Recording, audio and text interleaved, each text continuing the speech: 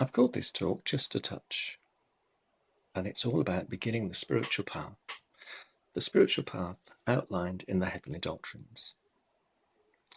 First, let me just read out a couple of verses or so from Matthew, chapter 9, verses 20 to 22.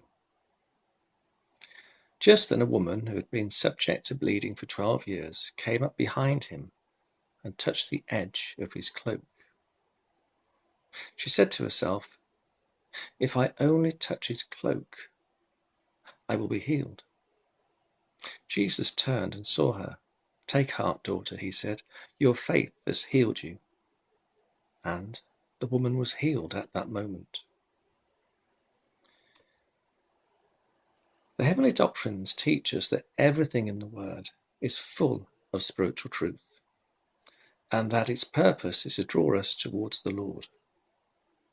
Now here we have a small, almost insignificant incident, which lasts no more than a few sentences. So the question arises, what lesson can we learn from this?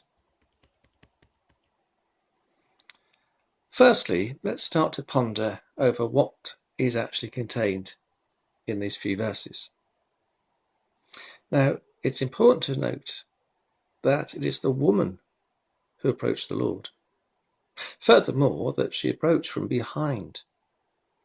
She's not seeking any formal teaching from the Lord, neither is she seeking any recognition. In fact, she approaches the Lord not with philosophical questions, but with the desire to make contact, and not intimate contact, not physical contact, but just the mere contact with the hem of the Lord's clothing. Strange. How can contact with the hem of the Lord's clothing be enough to make the woman whole? Now, in order for us to begin to understand this, let me first read out an extract from Exodus. It's chapter 39, 22 to 26.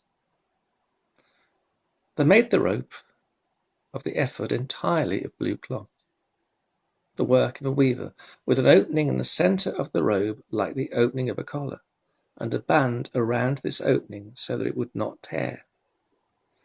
They made pomegranates of blue, purple, and scarlet yarn, and finely twisted linen around the hem of the robe.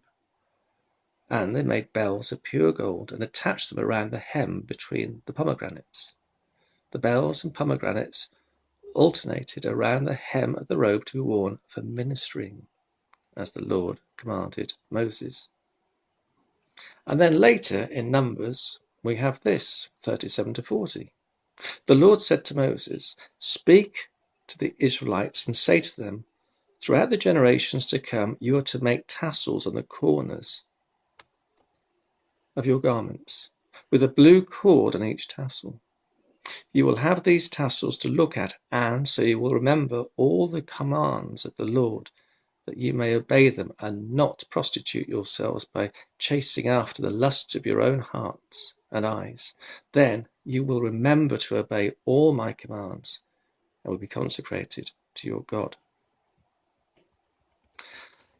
The hem completes the garment. Its function is clearly stated. The robe is to be worn for ministering in. The Lord is the Word made flesh. And here we see the external garment referring to the divine truth in its external aspect as it clothes the inner spiritual truth. In the Gospel of John, chapter 19, verse 23, we see another reference to clothing. When the soldiers crucified Jesus, they took his clothes, dividing them into 4 shares, one for each of them, with the undergarment remaining. This garment was seamless, woven in one piece from top to bottom. Now, the soldiers were not interested in just touching the hem of the Lord's garment for spiritual illumination. They wanted to own a piece. They did not approach the Lord in humility. They sought material gain. They wanted only the external, not the internal. As the inner garment they did not divide, and this was seamless. This is the very essence of the spiritual quest. The spiritual inner truth is seamless. Now, the heavenly doctrines reveal a path for spiritual regeneration. This is a path for which we must take responsibility to ensure that we approach the Lord in the correct manner and receive that which is given.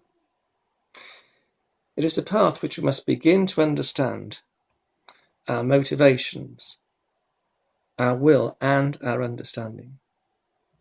Now, would we be happy with just the touch of the Lord's hem, or are we seeking to own a piece of his garment?